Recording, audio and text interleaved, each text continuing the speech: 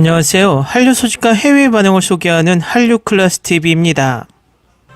오늘은 아르헨티나의 K-POP 붐을 설명하는 한국 유튜버 진이란 제목의 아르헨티나 기사를 살펴보겠습니다.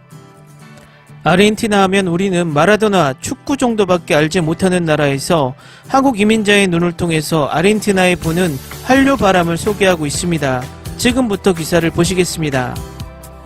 진이는 어린 시절 스페인어를 한마디도 몰랐을 때 가족과 함께 한국에서 아르헨티나로 왔습니다. 예정된 목적지는 호주였지만 영사관의 한 남자가 그들에게 이 나라로 여행을 가자고 조언했고, 모든 것이 엘리베이터 안에서의 이야기로 우연히 일어났습니다. 부에노스아이레스는 오늘날까지 그들이 살고 있는 땅이 되었습니다. 이중 문화적인 마음과 바베큐와 김치에 대한 열정을 가진 진이는 아르헨티나 매체 텔람과의 인터뷰에서 두 나라의 문화에 대해 완벽한 스페인어로 모든 것을 회상합니다. 방탄소년단이나 블랙핑크와 같은 성공적인 밴드와 함께 한국 대중음악에 초점을 맞춘 K-POP의 붐의 이유와 이러한 세계적 현상을 포괄하는 개념의 한류에 이르기까지 그녀는 이야기합니다. 부모님과 형제들과 함께 아르헨티나에 도착했을 때 그들은 아주 작은 크기이고 5천만 명이 살고 있던 곳에서 갑자기 엄청나게 넓은 영토를 발견했다고 진이는 텔람에 말합니다. 그러나 아르헨티나에 도착한 직후 사기를 당해 모든 것을 처음부터 다시 시작했어야 했습니다라고 덧붙입니다. 부에노스아이레스 대학에서 법학과를 졸업하고 아르헨티나에서 스페인어를 구사하는 최초의 한국계 여성 방송인입니다. 현재 그녀는 한국 미디어의 특파원으로 일하고 있으며 소셜 네트워크에서 스페인어로 한국 문화의 벤치마크가 되었습니다. 5년 전 그녀는 구독자가 100만 명이 넘는 자신의 유튜브 채널을 열었고, 많은 한국 밴드 팬들이 노래 가사를 알고 싶어 한다는 것을 알게 되었습니다. 10년 전 한국 가수 싸이의 강남스타일이 유튜브 조회수 159일 만에 10억 뷰를 돌파했습니다. 문제는 틈새 문화 소비, 특히 한국 영화에 관련된 곳에서 대중화되어 코리안 웨이브 또는 언어 자체로 한류라는 이름을 얻었습니다. 이 주제에 대해 연구는 증가하기 시작했고 2013년에 세계 한류 연구협회가 설립되었습니다. 양쪽 수준에서 네트워크는 이러한 현상을 반영합니다. 유튜브 차트에서 지수, 제니, 로제 및 리사로 구성된 한국 그룹 블랙핑크는 셧다운과 핑크 베놈이 함께 세계에서 가장 인기 있는 두 곡으로 연달아 올라 있습니다. 성공적인 밴드 BTS의 채널인 방탄TV는 7천만 명의 구독자를 초과하여 해당 플랫폼에서 기록을 경신했습니다. K-POP 및 K-콘텐츠의 글로벌 디렉터인 김현정 씨의 최근 보고서에 따르면 트위터에서 한국 밴드, 드라마 및 영화에 대한 트윗을 포함하는 이른바 K-콘텐츠의 소셜 네트워크에 대한 대화가 지난 10년 동안 546% 증가했습니다. 영화 기생충이나 대인기 시리즈인 오징어 게임은 오랜 세월 동안 끌어오른 이 물결을 눈에 띄게 했습니다. 이 시리즈는 세계에 퍼지고 있었고 한국어로 제작된 한국어 시리즈가 그 단계에 도달했다는 것은 놀랍습니다라고 진이는 말합니다. 또한 이 시리즈를 생성한 것은 한국의 매우 심오한 사회적 문제를 전달하는 것이었습니다. 많은 사람들이 그것이 확실히 경쟁사회와 관련이 있다는 메시지라는 것을 이해하고 있습니다. 사회 문제에 대한 깊은 지식 수준에서 매우 흥미로웠습니다. 그런 내용을 표현하는 방식이 마음에 든다는 사람도 있고 마음에 들지 않는 사람도 있지만 이는 역사적 현상이라고 말합니다. 한류 문화의 추종자들 사이에서 고유한 언어가 형성되기 시작했습니다. 예를 들어 드라마는 한국 시리즈라고 진이는 말합니다. 예전에는 장르 자체를 혼동하시는 분들도 계셨지만 이상한 변호사 우영우처럼 많은 분들이 열광하고 있는 한국 시리즈를 부르는 방식이 되었습니다.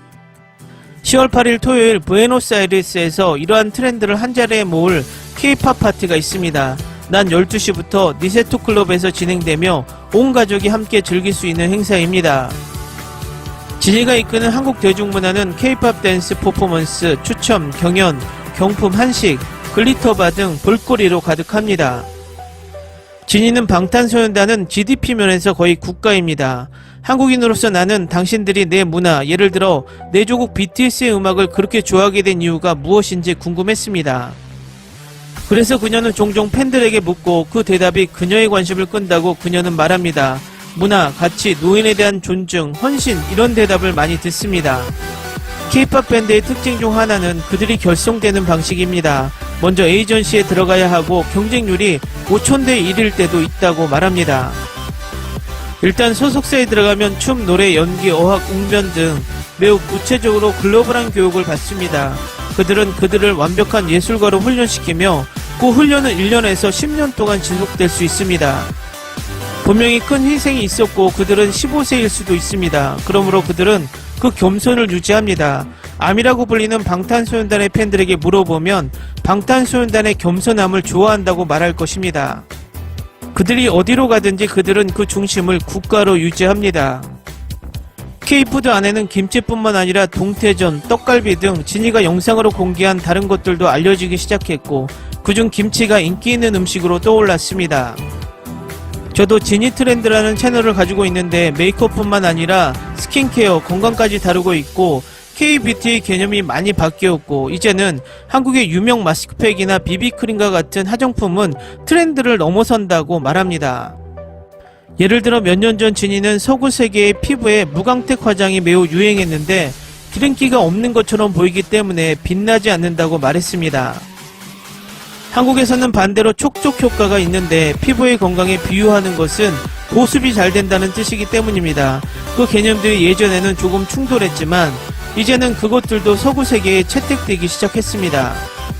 시간이 지남에 따라 지니는 자신의 문화에 대한 관심이 깊어지고 추종자들이 한국 뉴스, 사회가 작동하는 방식 또는 교육 시스템이 왜 그렇게 스트레스가 많은지와 같은 다른 문제에 관심을 갖기 시작했음을 알아차렸습니다. 제가 겸손한 입장에서 기여하려고 하는 것이 있다면 두 문화를 아는 것은 다른 문화에 대한 관용과 존중을 키우는 것입니다. 우리가 어떤 면에서 적대적이어서 또는 우리가 우리 자신을 표현하거나 어떤 것을 이해하는 방식이 하나가 좋고 다른 하나가 나쁘다는 것을 의미하지는 않는다고 설명합니다. 한국인들이 이 붐에 대해 아직 깨닫지 못하는 것이 있습니다. 좋든 싫든 아직 사회가 너무 작기 때문입니다. 우리는 60여 년 전에 전쟁에서 벗어나 세계에서 가장 가난한 국가 중 하나에서 경제 강국 중 하나로 성장했습니다. 한국의 인상적인 경제 성장은 한강의 기적으로 알려져 있으며 그런 역경의 이야기를 한류의 맥락에 놓고 있다고 진이는 말했습니다. 아버지께서 50년 전만 해도 하루 세 끼를 먹는 것이 사치였다고 말씀하시지만 사실 그 당시 한국 사람들의 평균 체중이나 신장은 균형 잡힌 식사를 하지 않았기 때문에 지금보다 낮았습니다. 한국의 경제는 농업에서 산업으로 바뀌었고 데이터에 따르면 세계에서 가장 빠른 인터넷을 보유하고 있습니다. 현재 우리나라는 세계 10위, 아시아 4위의 경제대국입니다. 삼성이 등장하고 현대와 일부 기업이 세계에서 성장하고 확장했고 국가가 성장했습니다. 이제 막 세계를 여는 사회이고 여전히 이방인을 두려워하는 사람들이 있지만 완전히 열린 새로운 세대도 있습니다. 사실 진이는 한국 젊은이들이 라틴 아메리카에 점점 더 많이 오고 있고 그것이 사랑이고 열정으로 생각한다고 결론 지었습니다. 그녀의 다리는 그녀가 내부에서 두 문화를 알고 보급의 역할을 맡은 다리입니다. 기사 잘 보셨나요? 남미라는 나라가 가깝고도 먼 나라처럼 느껴지지만 한류가 그 거리를 좁히고 있는 모습입니다. 재밌게 잘 보셨나요? 여러분의 구독, 좋아요, 댓글, 알람 설정은 콘텐츠 제작에 큰 힘이 됩니다. 그리고 항상 하시는 일마다 대박나시고 행복하시길 바랍니다.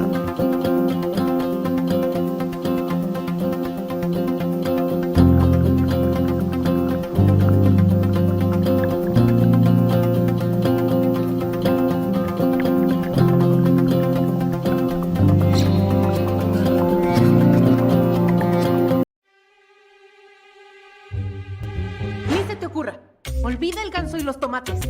No hables de las ballenas. No es un acuario. No actúes como tonta. Que eras una genio. ¿Sí? No vayas a presumir, a la gente no le gusta eso. Y no digas cosas sin sentido. Y bueno, ¿terminamos? Hasta pronto. Abogada, tengo mucha curiosidad por conocerla.